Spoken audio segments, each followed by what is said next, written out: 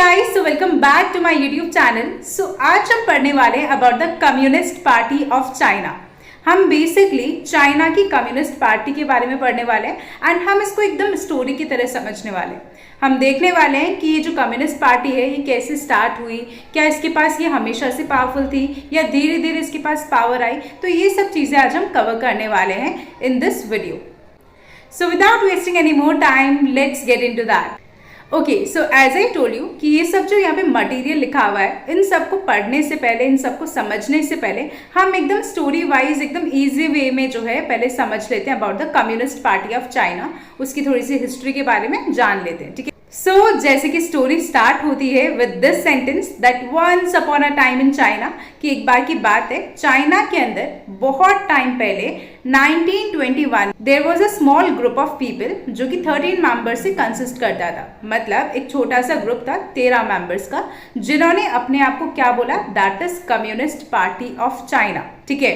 तो 13 लोगों का एक ग्रुप था जिन्होंने अपने आप को बोला कम्युनिस्ट पार्टी ऑफ चाइना। अच्छा, वो स्टार्टिंग में वो जो ग्रुप था या जो कम्युनिस्ट पार्टी ऑफ चाइना थी वो बहुत ही वीक थी। जैसे कि क्रिकेट टीम नहीं होती जिसका कोई कोच नहीं है, कोई ऑडियंस नहीं है, बिल्कुल उसी तरह वो बहुत ही वीक थी। But then came the world war second. World war second if you remember, तो वर्ल्ड वॉर सेकेंड हुआ था 1939 से लेकर 1945 का टाइम पीरियड जो था, that was the time period of world war second, ठीक है।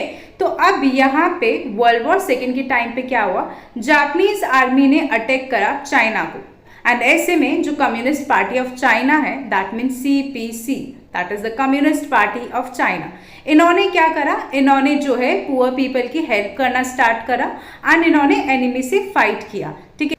तो जब इन्होंने ये सब चीज करी कि पुअर पीपल की हेल्प करना स्टार्ट करा, एनिमी से फाइट किया, when the Japanese army attack China, and guess what, कि लोग जो है CPC के ऊपर ट्रस्ट करना उन्होंने स्टार्ट कर दिया। The people started trusting CPC और the people started trusting the Communist Party of China. Now after the war 1949 में CPC जीतती है एक बहुत बड़ी लड़ाई, that is the civil war, and form करती है country that is People's Republic of China.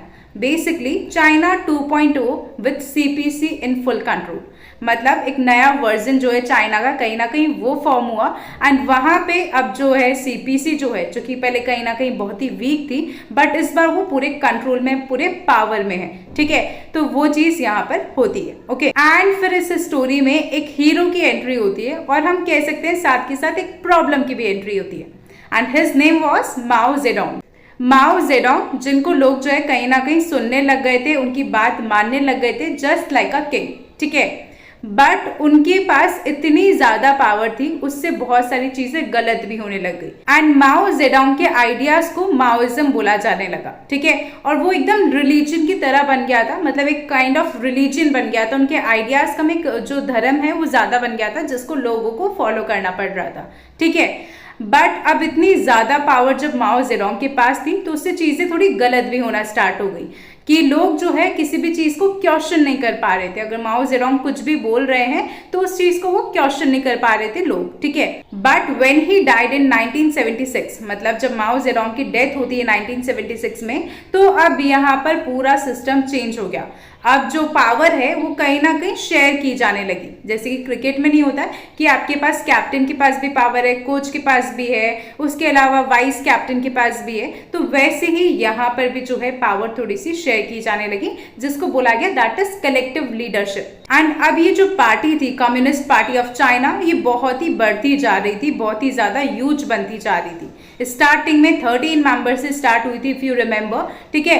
And अब जो है मिलियंस में नंबर पहुंच रहे थे इसके, 70 million, 60 million, 90 million, even more than that. तो कहीं ना कहीं ये जो कम्युनिस्ट पार्टी है वो इतनी ज्यादा ह्यूज बनती जा रही थी, ठीक है।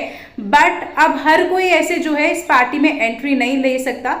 आपको अपनी लॉयल्टी प्रूव करनी पड़ेगी if you want to be a member of Communist Party of China, या if you want to enter in Communist Party of China. So ये तो हमने देखा कम्युनिस्ट पार्टी ऑफ चाइना के बारे में कि कैसे वो स्टार्ट हुई, एंड इन सबको हमने देखा एक स्टोरी टाइप में, ठीक है।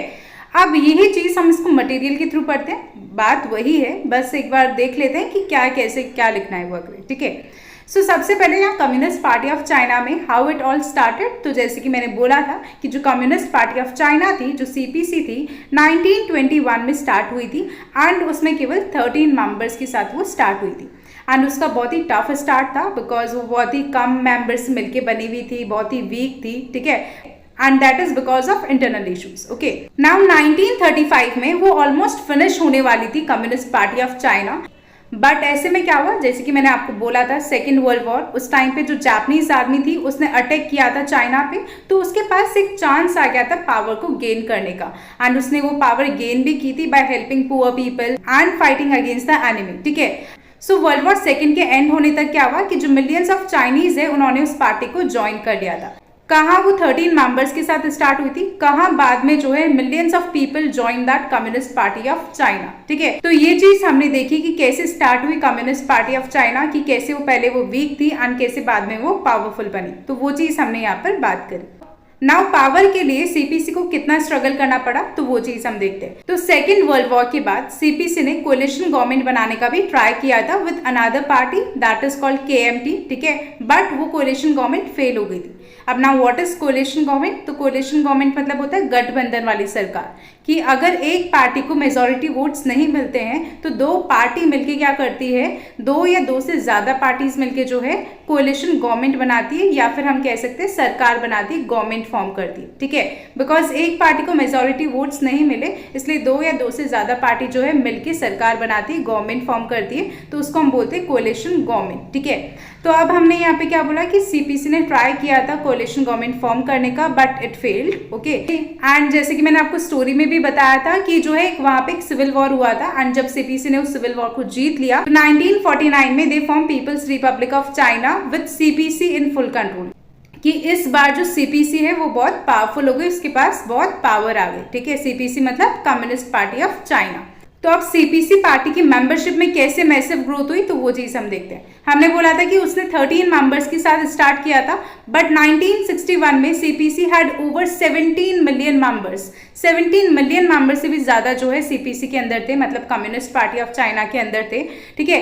एंड 1973 में ये नंबर इंक्रीज हो गए, 28 मिलियन हो गए, 98 में जो है 61 मिलियन हो गए, एंड अगर अभी हम बात करें तो वो नंबर जो है उससे भी ज्यादा है और इवन इंक्रीज होता ही जा रहा है, ठीक है। तो कैसे कम्युनिस्ट पार्टी ऑफ चाइना जो कि केवल 13 मेंबर से स्टार्ट हुई, उसमें अभी मिलियंस ऑफ पीपल है and the membership is still increasing, कि वो मेंबरशिप अभी भी इंक्रीज हो रही है, ठीक है।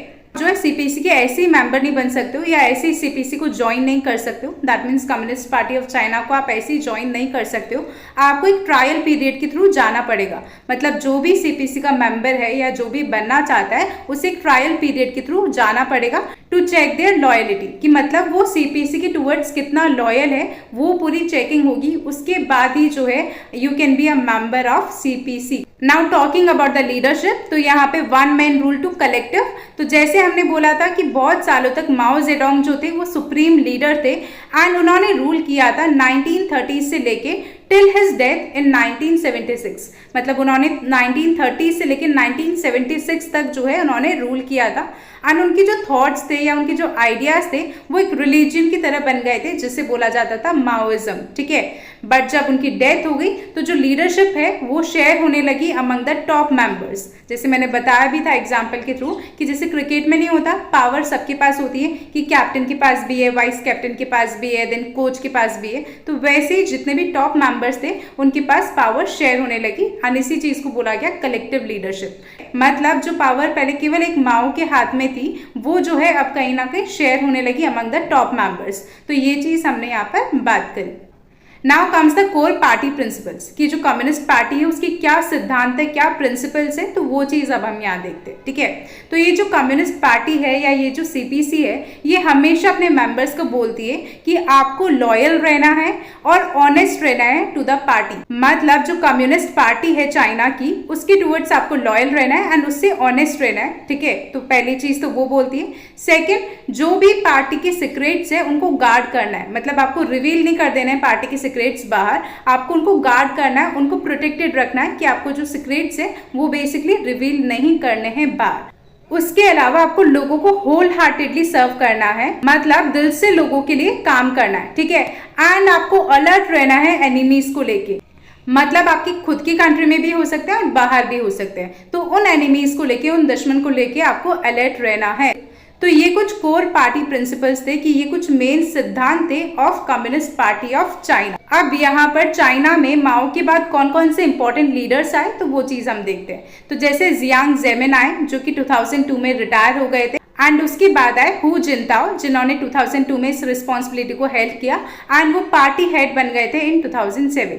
एंड आफ्टर दैट आए जी जिनपिंग जो कि जनरल सेक्रेटरी बने थे 2012 में, एंड आज भी वो रूल कर रहे हैं चाइना में, ठीक है। एंड 2021 में एक बहुत बड़ा रूल चेंज हुआ था वहां पे, दैट जो जी जिनपिंग है वो क्या कर सकते हैं, वो पावर में रह सकते हैं 2 टर्म से भी ज्यादा।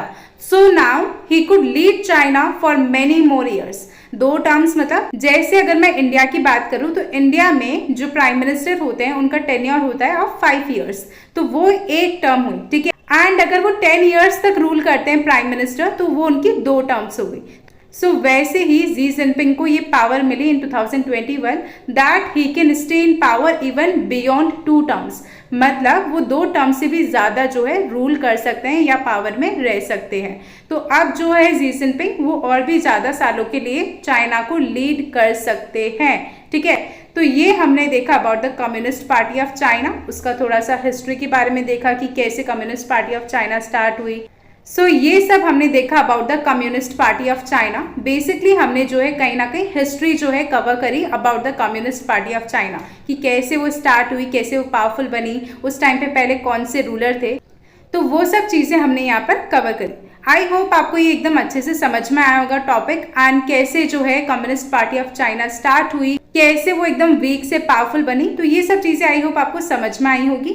बट फिर भी इन केस अगर आपको कोई भी डाउट्स रहते हैं या कोई भी क्वेरीज रहती है रिगार्डिंग एनी पॉइंट और anything, then you can always ask me in the comment section and I will try to reply all your comments as soon as possible. And अगर आपको ये वीडियो थोड़ा बहुत भी हेल्पफुल लगता है, थोड़ा बहुत भी यूजफुल लगता है, then do share this video with all your friends, but only if you find it helpful. अगर आपको ये वीडियो हेल्पफुल लगता है तो ही आपको ये वीडियो अपने फ्रेंड्स के साथ शेयर करना है, नहीं तो it's completely fine. But the most important thing, do let me know all your valuable feedbacks in the comment section. So yeah, bye bye, take care.